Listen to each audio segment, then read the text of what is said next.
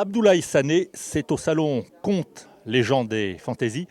Abdoulaye, d'où venez-vous et pour quel type de littérature ou peut-être pour quel type d'oralité? Alors, moi, je viens du sud du Sénégal, ça s'appelle la Casamance. Alors, ouais, je vais plutôt parler d'oralité parce que dans ma civilisation, moi, l'écriture n'existait pas.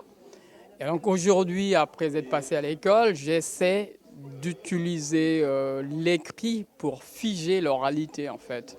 Donc, c'est donc dire que j'essaie un peu de partager ce que j'ai dû connaître à mon enfance et ce que j'ai pu vivre dans mon parcours jusqu'au Finistère pour voilà, partager avec les Bretons, je dirais, ou du moins les Français en général.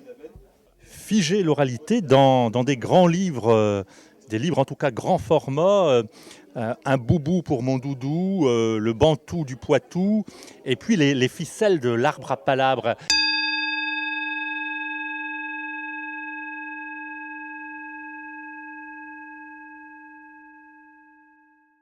Qu'est-ce que c'est ces ficelles de l'arbre à palabres?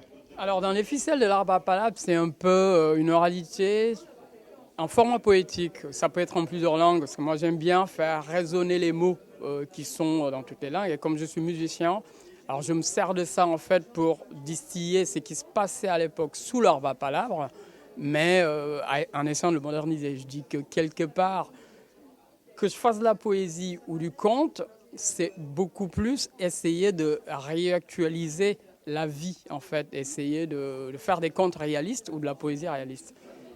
On rappelle ce qu'est l'arbre à palabres.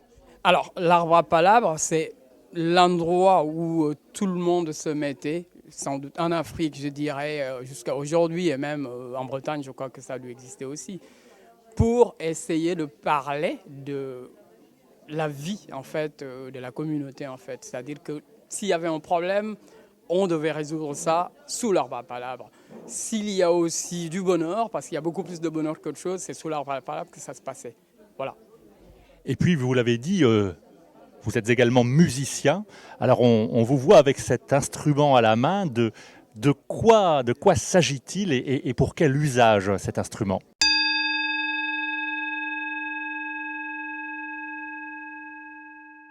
Alors cet instrument, c'est un didgeridoo, ça s'appelle. C'est pas de la Casamance, mais je crois qu'il doit avoir un lien, parce que je l'ai découvert en Bretagne. C'est en Bretagne que j'ai appris à jouer à ça.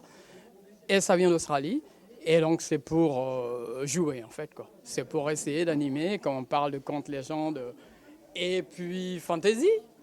Faites-nous-le entendre.